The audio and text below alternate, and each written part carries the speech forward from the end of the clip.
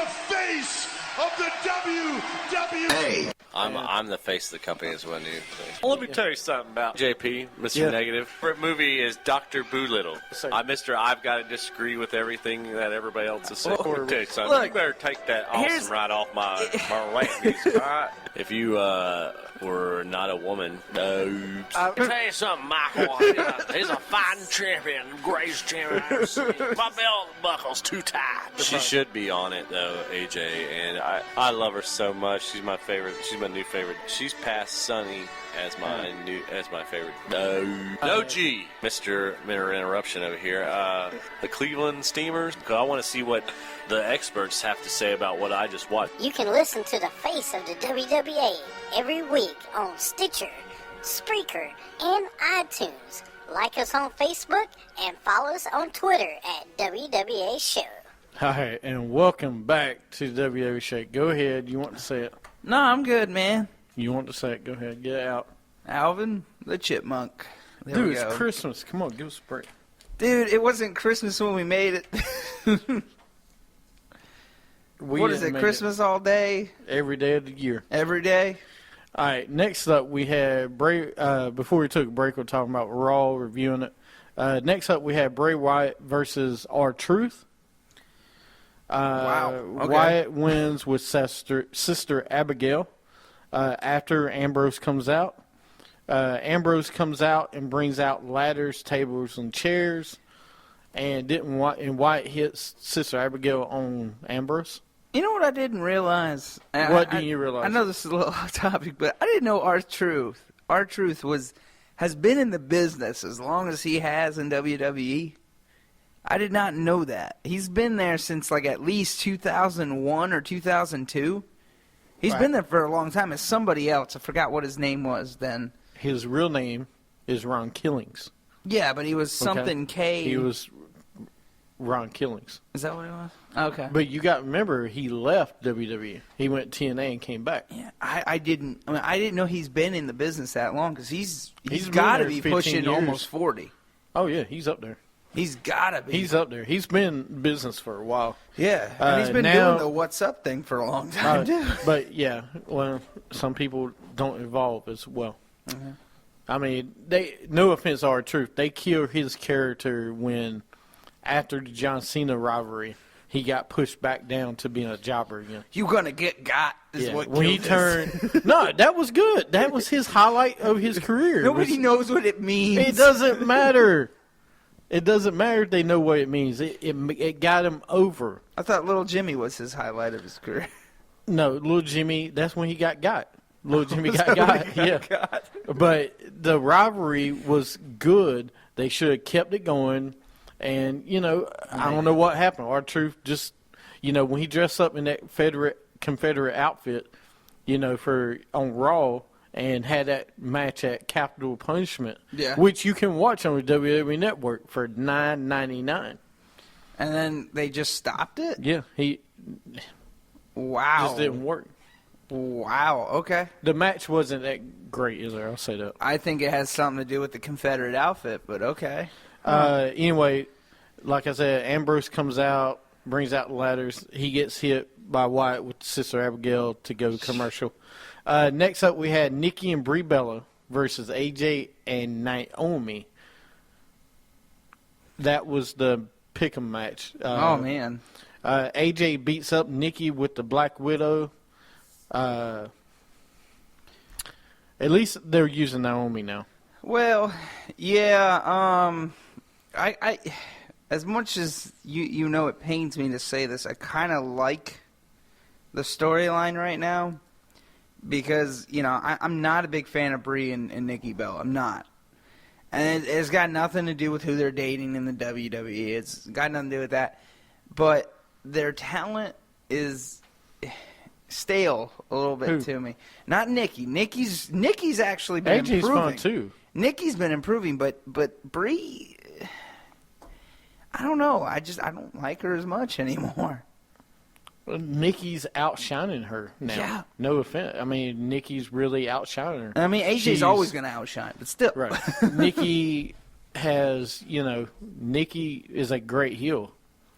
She's not bad as a heel, but her sister just she can't carry it, in my opinion. No, Brie. she didn't do bad with the Stephanie McMahon storyline, but She didn't. She did okay, but she was never. To me, Nikki learned how to do a promo from John Cena. It looks like Brie Bella learned how to do one for Daniel Bryan because you can tell. Yeah. Because She talks the same way. Yeah, and of course the yes. Wow. You don't see Nikki coming out saying you can't see me. I mean, if she did, No. that would be awful. But I mean, well, she's got a better psychological thing on it. Yeah. Like her psychology in the ring is way better than say Bree's. And where did she get that from? She probably got that from John Cena. Yeah. John Cena probably told. I don't think Daniel Bryan's psychology about a match is as good as John Cena. John Cena, you say what you want about his 5 moves of doom, he still puts on the match. A good match when he's out there. So Bree, go ahead, call up Jake the Snake Roberts, see what he's doing. Maybe he can give you some psychology lessons. You know, the best in the biz there in psychology. You know, and tell him to go see Daniel Bryan as well and give him some psychology lessons because you guys need it. I'm just saying. That's all I got to say on that. Well, good. That's all you got to say. You sure? Yeah. As long as that's all you got to say. Next up, though, after the AJ, we talked a long time for that one. Next up, we had Santa Claus. Santa Foley was backstage. Hold on a second. No, hold on a second. Backstage, we see Mick Foley dress up Santa Claus with a model. If you don't know who the model is, it is Noelle Foley, his daughter. And if you don't believe me, go follow her on Twitter, which you can follow us on this show at WWA Show. You can follow her because she's on our one of our people we follow.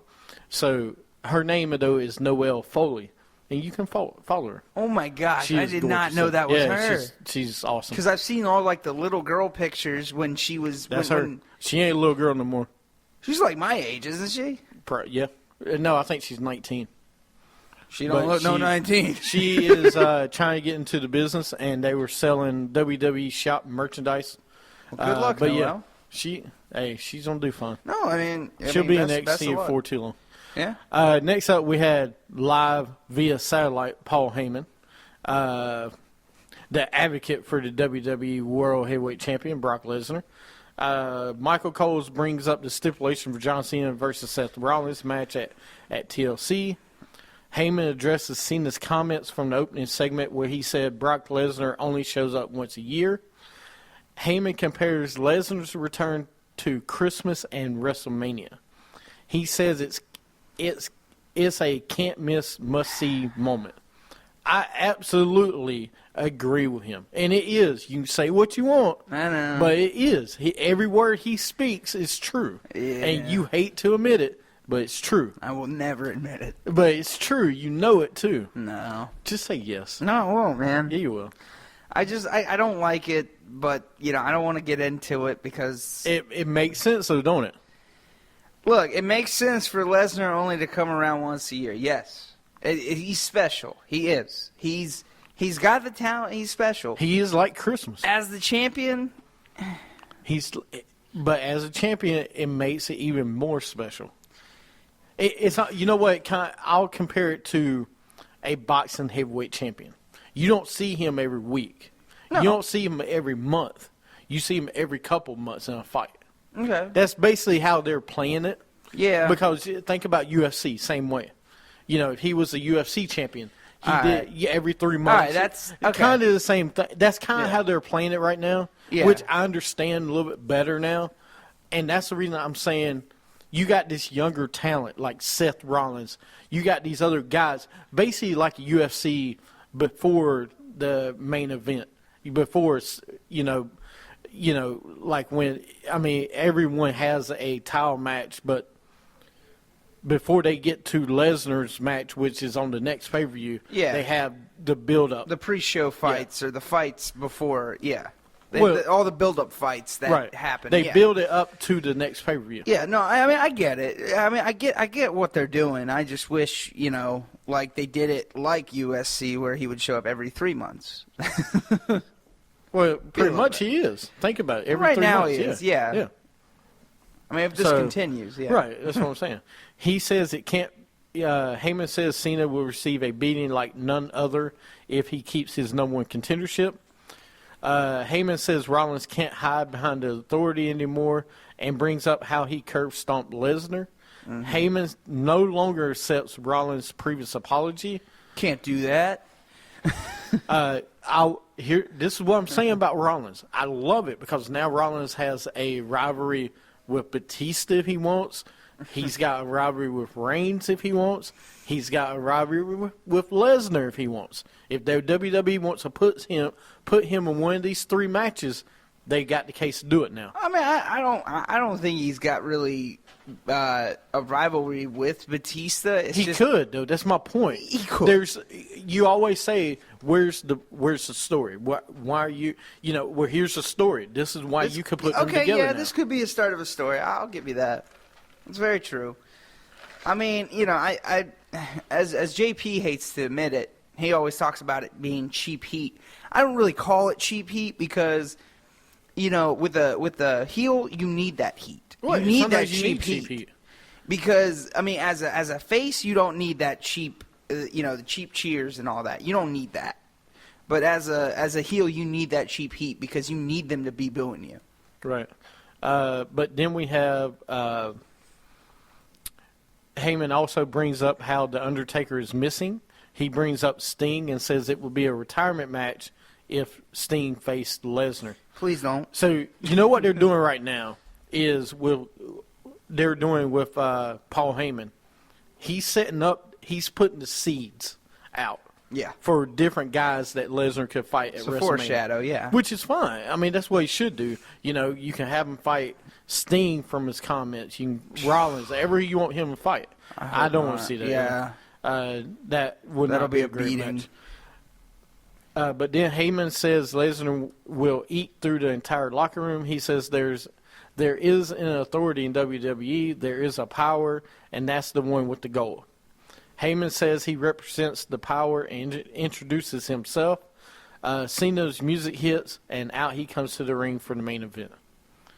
Then we have John Cena, Dolph Ziggler, and Ryback versus Seth Rollins, Kane, and Luke Harper. I'm so tired of seeing Kane. No offense. I'm ready to move on. Yeah, Kane I'm tired of too. Here's the thing with Kane that gets on my nerves is that, that they keep saying that he's a monster, he's a demon. No, he's not. No. You got rid of that mask. You're not a demon anymore. Not anymore. So we had Ziggler ends up pinning Harper with a roll-up. Chaos breaks out. Big Show comes out. Big Red Rowan comes out. Ziggler, Rowan, and Ryback and Cena stand tall. They beat all the bad guys up. And you know what I really hate about Kane? Is that he still has to save Rollins. Still has to save Rollins, and I don't get it. He doesn't need to save Rollins anymore. Rollins has got it on his own. Like, I'm getting tired.